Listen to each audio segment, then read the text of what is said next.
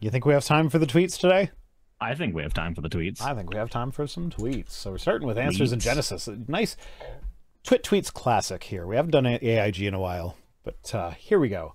God is capable of accurately relaying his word to us in a way that we can understand, says the organization whose whole fucking thing is saying that the majority of Christians have misunderstood the book of Genesis.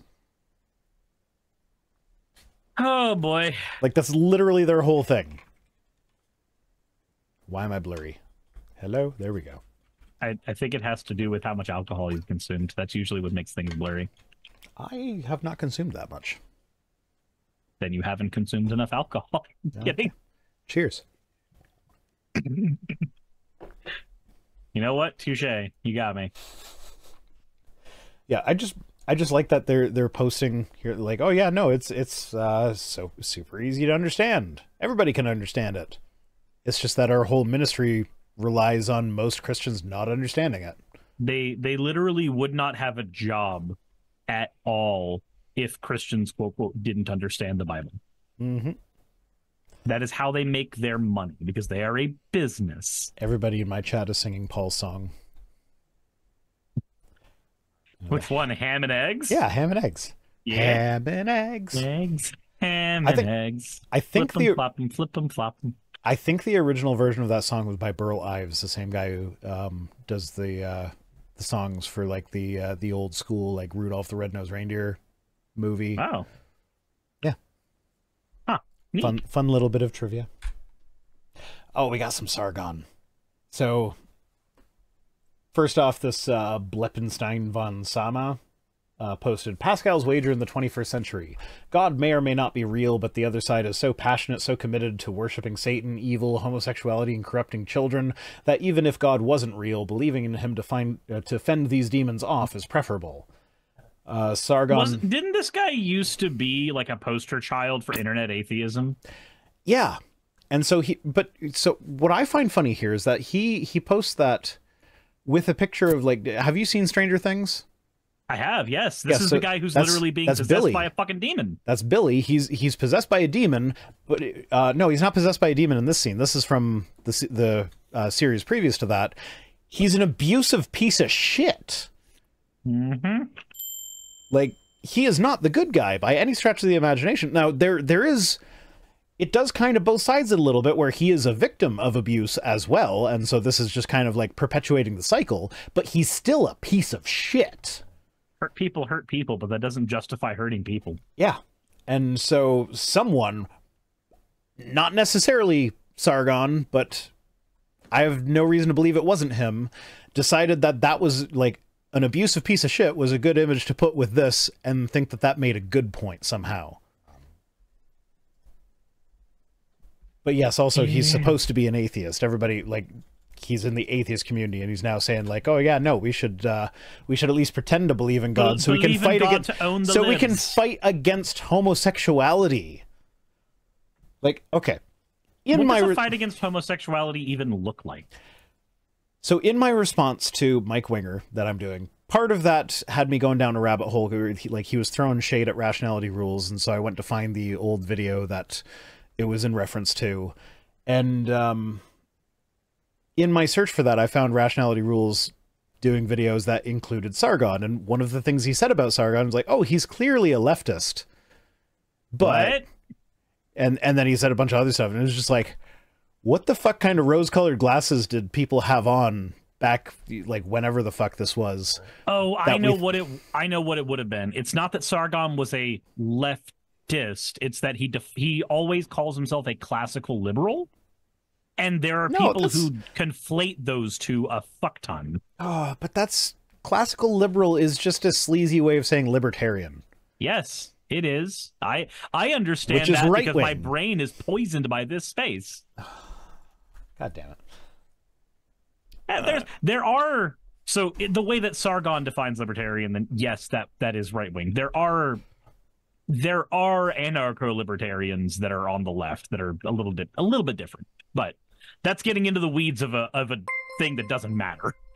Yeah, Rosina Keller says, why did so many popular atheists end up being hateful libertarians? So that's actually part of why I have a channel in the first place, because I noticed all of the atheist YouTubers were going away from atheism and getting into, like, feminism is bad kind of territory.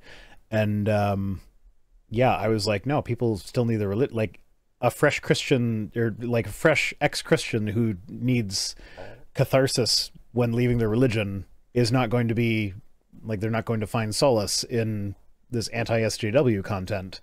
So I started my channel to fill that void as all the other ones left. And I came close to falling down that same rabbit trail myself, but thankfully I did not. I was in that rabbit trail. I remember looking up old videos from Sargon and Thunderfoot back when he was doing his, like, AntiAnita phase. I remember looking a lot of that stuff up after me and my ex broke up years and years and years ago, because I wanted desperately to confirm my biases. Like, I remember being that person. Yeah. Okay, but anyway, Dark Matter 2525 responded to this post saying, except that's not how belief works. That's how lying works. If you don't value the truth, then what good are you? So, like, ooh, yeah, if you're going to be promoting a belief in religion just because you don't like the gays, then, like, what do we even want to do with you? You want to know what Sargon replied to this with? I have to know. You have to know. Define woman. What the what? Yeah. So he responds with a tu quoque. The bastion of logic and fallacy bingo for a decade responds with one of the most well-known fallacies of all fucking time. Mm-hmm. Oh, I could consume this for breakfast. Yeah, this is just like sugary cereal. This is just one of those, like, everything I see from Sargon is like, I remember liking his YouTube channel. I don't remember what I liked about it, but I remember liking it. And everything I've seen from him in the, like, since I stopped watching it years and years and years ago, like, everything I've seen from him recently has led me to question, like, what the fuck was wrong with me that I ever had any amount of respect for this asshole? I can tell you exactly what it was for me. It was the AntiAnita stuff. I, at the time, was dating somebody who was what I would have considered at the time, like, a Tumblrina feminist, and I wanted different things that I could use to argue against them as I got more and more jaded to them in that relationship, and Sargon fed me the exact kind of bullshit that I wanted to hear. Yeah. It is as shallow as that. Yeah. All right. Well, next we have Seth Dylan, who is the CEO of the Babylon Bee. He's retweeting Justin Berkobian, who says, if Jesus is your savior, then the people on the other side of the razor wire are your neighbors. Perfectly reasonable tweet. Then Seth Dylan says, if Jesus is your savior, then anyone trying to break into your house, break into your home is your neighbor. Yes, explicitly. Like, yeah. Turn the other cheek. If someone sues you for your coat, give them your cloak as well. Do what God intended. Like, even at your own expense. Be good to the be good to the foreigner. He's a guest in your country. Yeah, like, he's fucking correctly interpreting the words of Jesus as a joke to own the libs. Like, you remember even Jesus when was it Peter who cut off the guard's ear in front of Jesus, and Jesus put it back on and was like, no, we don't do that. Yeah. That's not what we do. This person is quite literally going to kill me, but that is not the thing that is important. Okay, I know it's almost time for Growlith to pee, and we might go a little bit late tonight, but she's actually outside. Oh, I got to pee too, though, so I'm going now. So I have to you have to entertain my chat. Now. Gotcha. That's a thing that I'll do. Okay. Hi, everybody. How's it going? So remember the Good Samaritan? Yeah. Do you remember what the Good Samaritan earned for all their effort? Not a whole lot. Not really. The whole point of those stories is that it is good for goodness sake, and also because God is watching you. Like that is the point of those stories. It always has been. Just be a good person and good things will eventually come your way. But people like to misinterpret that. And they like to try to instead use the Bible to say, hey, I get to be a bigot that has a super justification. I remember dude who used to work on my computers, who I haven't talked to in a while, but his daughter started dating a Catholic. And I remember one of the weirdest conversations that I had with the person who was dating his daughter when we were all over at his house at the same time. He would justify any type of violence that was done if somebody could claim that it was in God's name. Dude was doing school for catechism and shit. And I remember being floored because his exact words were, ultra violence is okay if God ordains it. The problem is that we can never, like, even if you grant that that position's true, how do you know when God's ordaining it? And how do you know when you're hallucinating? How do you verify the difference? And there can't be any, oh, I'll just know, because, oh, you'll just know during a hallucination too. Like, I'm sorry, but if you truly think that your deity is asking you to do a violence, maybe either rethink the team you're on or rethink your own perception of reality. Like, if you think that God's telling you to do good things in the world, that's fine. I don't care as much. I don't. But if your God's telling you to, like, drown that baby, then maybe don't. Maybe don't. Maybe find a new God. Or, stop believing the voices in your head. That's no fun. Do you have a voice in your head telling you to drown a baby? Oh, it depends on the baby. I guess it also depends on if you're on an airline. No. I guess it also depends on if you're on an airline, right? My favorite part of editing the streams is finding out what the hell you said while I was peeing. I'm going to start just saying random nonsense for the sole purpose. Someone did the hats. I'm going to start saying random nonsense for the sole purpose of giving you something strange to walk into. Like, you're going to leave and I'm just going to be like, guys, tentacle hentai. Yeah. Tentacle rhino. Yeah, no, I actually, while I was peeing, I was thinking, I was like, you know what? I could just be a reaction streamer and, like, play someone else's video while I'm peeing. And pretend like I'm reacting to it. You would need to use the VTuber model for that.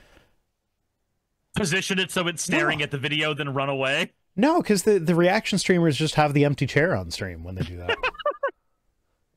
And then I was like, hey, I could start a whole channel where I do that and I just react to my own videos. And my videos are getting long enough now that, I could have a pretty long break in between actually having to do stuff by just playing one of my videos. So the chair just becomes a character on your channel permanently. The chair reacts to. Yeah, there we go. Okay.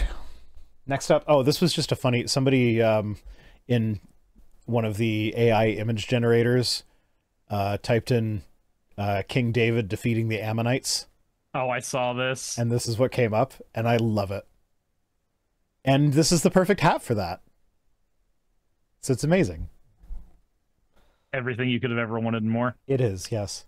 And then when I retweeted this, everybody was like comparing it to the Starship Troopers. You're doing your part. Yeah. Oh my God, I'm so confused as to why the Starship Troopers discourse is even happening, because the creator of the movie has gone on record and is like, no, this is a parody. Yeah, no, it's because some idiot posted a thread where he, like, the whole point of the thread ended up being, I can't dislike attractive people. Therefore, the propaganda worked on me, which makes it not propaganda. No. What? That was basically it. Like that. I'm butchering how they said, but it was basically like, if you wanted to do it as a parody or satire, then using attractive people worked against that because people inherently like attractive people and want to trust attractive people or whatever. And it's like, no, that makes it work better. That's explicitly one of the reasons why he cast only attractive people in the movie. Like that's explicitly why he did that, was to make people have that reaction. Like, if you oh my, it's like that saying that you know, when there's multiple Nazis in the room and you're in the room not, you know, condemning the Nazis, then there's actually more Nazis in the room than you thought. Yeah. If you think the propaganda doesn't work on you, congratulations, the propaganda's working on you. Yeah, and then he was talking about how, like, oh, the streets are clean in this fascist regime, and you know, like, it's like, oh no, you came so close to getting the point, and then he just flipped around and was like, it actually doesn't work that way though. He's like, because I fell for it. It's not propaganda because I fell for it, and I uniquely am immune to propaganda. Yeah.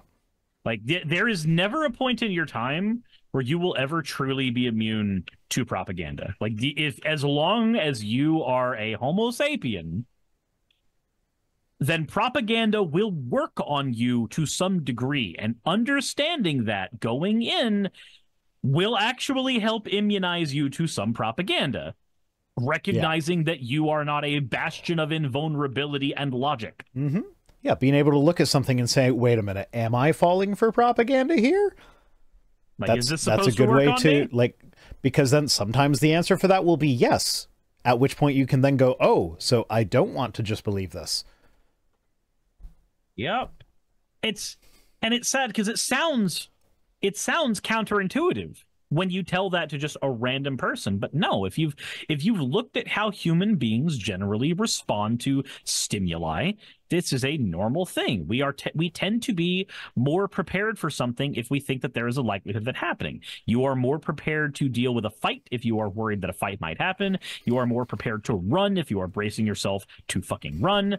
You are more prepared to inoculate yourself against propaganda if you accept that you might need inoculation from propaganda. Mm-hmm. And that's how we got there. That's where we ended up from looking at a picture of King David defeating the Ammonites, because ChatGPT was too stupid to realize the Ammonites were a biblical tribe and not the animal Ammonites. Anyway, we have a case orbs. So Representative Justin Jones, who, if you don't remember, he's the guy that got kicked out of the state Congress, essentially for being black. And then he ended up working his way back in. I forget the details, but like, it was a big deal when it happened. And he said he just left an event honoring black sorority and spoke of the need to unite against the rising tide of white supremacy, only to be confronted by Nazis marching through downtown Nashville. He then had a video of there was a group of Nazis who were marching down through downtown Nashville. They were wearing full face masks. They had the swastika flags. They were doing the salute. We will not replace us. Yeah. And my favorite video of that event was the there was one guy who recorded it, that like he was walking with them and yelling at them, why are you wearing masks? Why are you covering your faces? Why are you afraid to be seen in public? And the meat and stuff.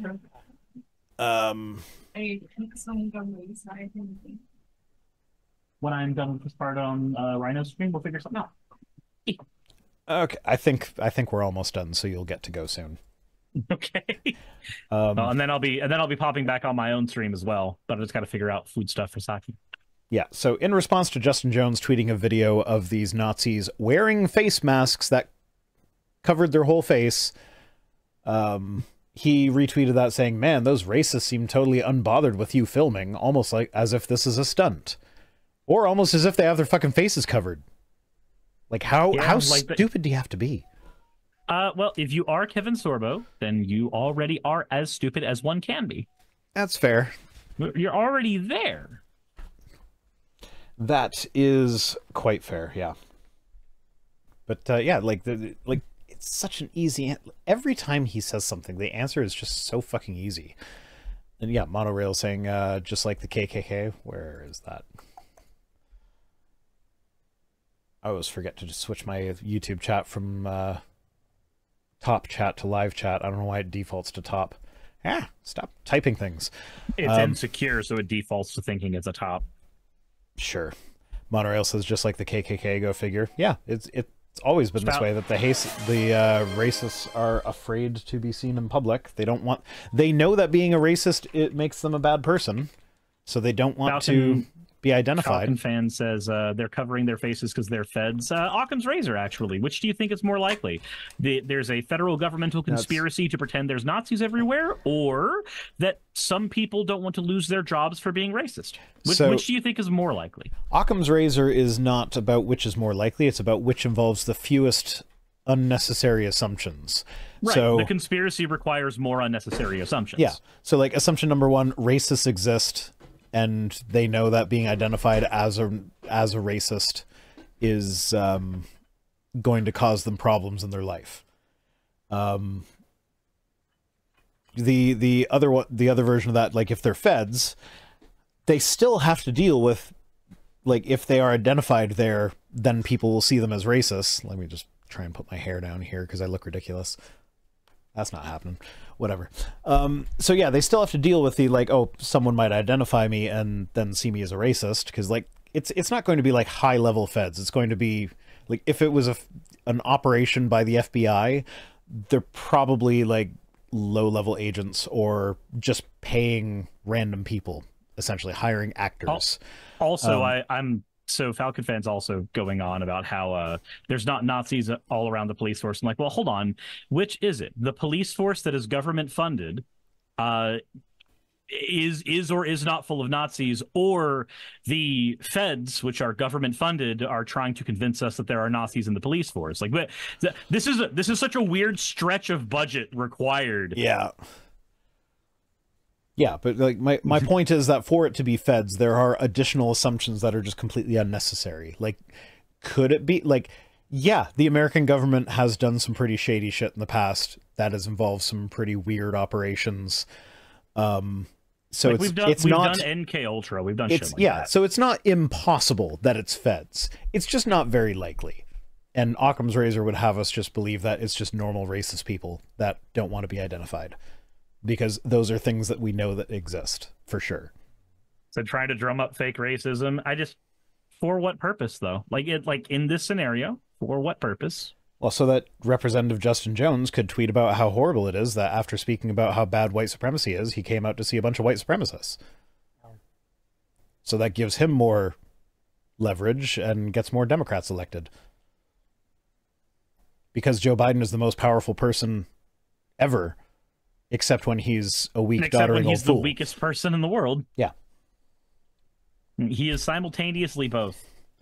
Yeah, so Emerson Green says, people do not need to read philosophy. What we need is good reasoning and thinking. For example, natural theist said an argument, said, what cannot fail to exist exists necessarily. God cannot fail to exist. Therefore, God exists necessarily. So, wait a minute. We don't need to study philosophy, but here's this syllogism, which is only a word you'd understand if... Yeah, and also, like, necessary means something different in philosophy than it does in common parlance. So, you would have a different understanding of what it means for something to exist necessarily. What God is a philosophical argument. So, like, yeah, in order to understand the syllogism, and even that it is a syllogism, you need philosophy. But also, like, let's grant premise 1. I take issue with premise 2. Why can God not fail to exist?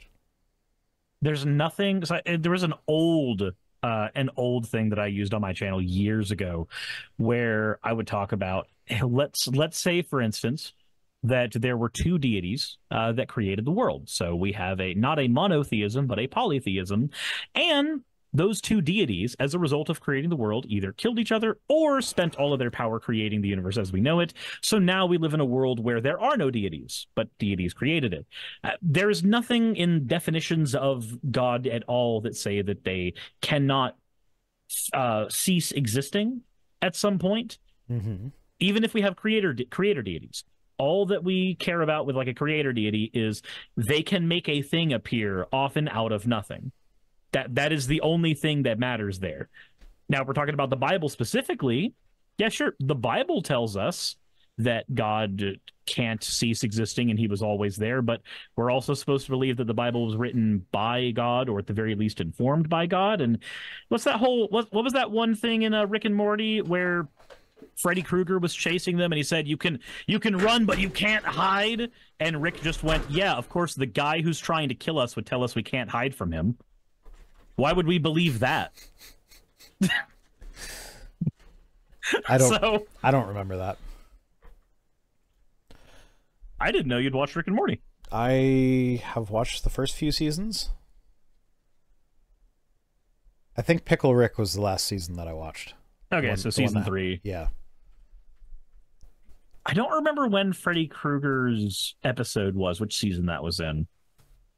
I remember it was around the time that Rick started becoming a lot less of an ass to Morty. Said Old Fact says that's in the first season. Oh, okay. Well, then. Huh. I just remember giggling when I found out that the sentient fart cloud was voiced by the same guy who did Tamatoa and Moana. But, yeah. And then we get Wendell. Of course. Because he's back on the table. Who says, dismissing God because of suffering in the world is like saying you'll never appreciate a beautiful sunrise because of the darkness of night. Yeah, but so the difference is the darkness happens due to an absence of the sun, whereas God would be the exact cause of the suffering and also the good. Okay. And it doesn't necessarily need to be that way. Like the sun exists. Let's kind of play with this for a second. So in this hypothetical, the darkness of night is evil, the beautiful sunrise is good. So if the darkness of night is equivalent to like something like baby cancer, I'd be perfectly happy going the rest of my life without ever seeing another sunrise again if it meant no more babies got cancer. Like, that's the reason why I think the problem here is that they're assuming that the world with suffering as we understand it was a necessary prerequisite for the world as we understand it to exist. But they simultaneously believe that their God is all-powerful and all-knowing. And will create a realm in the end that has zero suffering and free will somehow. Which means we know that that is within his power as far as that lore is concerned. So if it is within God's power to create this world where ass cancer and rape don't exist, then why do we have this current world with ass cancer and rape? Why do we need the world we are in right now to be this way? Why must that be the case? I know this is a stupid thing to get hung up on, but I like that the examples you chose could have had the ass substituted either way. So there's ass cancer and rape, or there's ass rape and cancer. So yeah, just my brain Wikipedia'd it. There's just it's fascinating to myself, the things that I find fascinating sometimes. Yeah. God of bad excuses. Yeah, Donald says, but original sin makes no sense. Like, the whole idea that God created Satan, knowing what Satan would do, and that, like, okay, Satan tempted Eve into eating the fruit. What would have happened if Satan wasn't there? Like, would Eve have still eaten the fruit eventually? God damn it with the hats. Reminds me, did you finish Has Been Hotel already? No, I haven't finished. What do you mean already? Still fucking working on the Owl House. It's an 8-episode show. It's much smaller. Okay, I've watched 2. But we have to watch the Owl House because my kids have all seen the Owl House and they're like, I want you to watch the Owl House so we can talk about it. Yeah. So like we've been watching. Look, my chat has been just inundating me with Hootie lately. So I like Hootie. Eldritch Abomination. I wouldn't want to live with Hootie, but I enjoy Hootie in the show. No, I think the last episode we saw was the one where Hootie was trying to help everybody. I need to sit down and watch that show eventually. Oh, you haven't watched it at all? I haven't watched it at all. Okay. I'm currently in the middle of One Piece, and I'm episode 580, so I've got about 420 more to go. Okay, well, that's why I'm not in Has Been Hotel yet, because I'm still in the middle of Owl House, and that and like 3 seasons of a show is the equivalent of 400 episodes to me with the rate that we go. That's completely understandable. You said you're literally still in the middle of One Piece. Yes, the time skip just happened. I'm in Fishman Island. I'm in the part where they get to go, look at how strong all the Straw Hats have gotten. There is no plot progression in this particular season. This is just to watch them style on everyone. Did you see the thing on Twitter where somebody made like AI art of One Piece stuff? And then one of the animators from One Piece commented on how bad it was. Mm-hmm. And then the guy who made the AI art replied with like, "Oh, well, what do you know? You've never created any art." And then he my God. And so he got to have that moment where he's like, "Well, this is my name in the credits of the show that you tried to copy." Jesus Christ. Like, I want to say that's worse than the time that I got into the argument with Dunning. The Dunning-Kruger. You're not an artist. I literally made the thing you're plagiarizing. Yeah. Okay. I think Wendell's our last tweet. Yes, Wendell is our last tweet. We ended on Wendell. Yeah, we had case we endled on Wendelled. We endled on Wendelled. So yeah, that's the show for today. We're only 12 minutes late. We did 5.5 stories. I would say we're either getting better at this, or the reality is we just understand now that Kevin Sorbo isn't worth our time. I mean, I also skipped a good chunk of a couple of the stories. Fair. So there's that. Yeah, so God help you, because I sure can't.